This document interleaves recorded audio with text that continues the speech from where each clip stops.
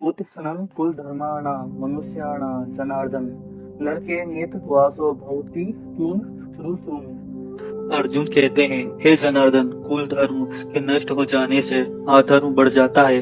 जब अधर्म बढ़ता है तो स्त्रियां दूषित मार्ग पर चल पड़ती है और स्त्रियां के दूषित होने से वर्ण संकर अधर्म जन्य संतति का विस्तार होता है।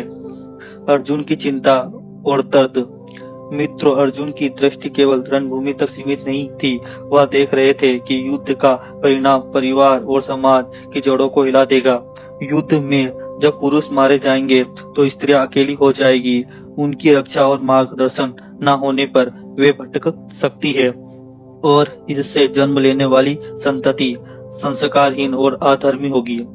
यह केवल परिवार का ही नहीं बल्कि पूरे समाज का विनाश होगा। जीवन से जुड़ा हुआ संदेश।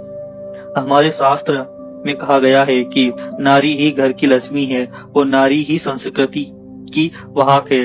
अगर स्त्री का पतन होता है तो पूरा समाज नीचे गिर जाता है।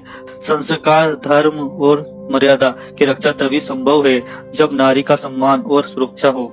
अर्जुन यह भय बिल्कुल व्यवहारिक था, क्योंकि अगर स्त्रियां असुरक्षित और असंतुलित हो जाए तो अगली पीढ़ी भी अधर्म के मार्ग पर बढ़ जाएगी। इस श्लोक का सार। अर्जुन कह रहे हैं, हे कृष्ण, कुल धर्म के नाश हो जाने से समाज अधर्म बढ़ेगा और जब अधर्म बढ़ेगा तो स्त्रियां दूषित मार्ग पर जाएगी, जिससे संस्कारहीन और अधर्मी संतति का जन्म होगा।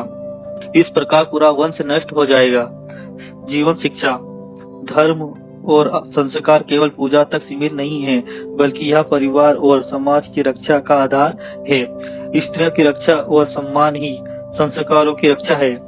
अगर हम धर्म और नारी दोनों को सुरक्षित रखते हैं तो समाज स्वतः ही समृद्ध और शक्तिशाली रहेगा। निष्कर्ष। इस श्लोक से हम यह शिक्षा मिलती है कि धर्म का पालन और स्त्रियों का सम्मान ही एक समृद्ध और संस्कारी समाज की नींव है। अगर धर्म टूटेगा तो समाज का भविष्य भी अंधकार में हो जाएगा।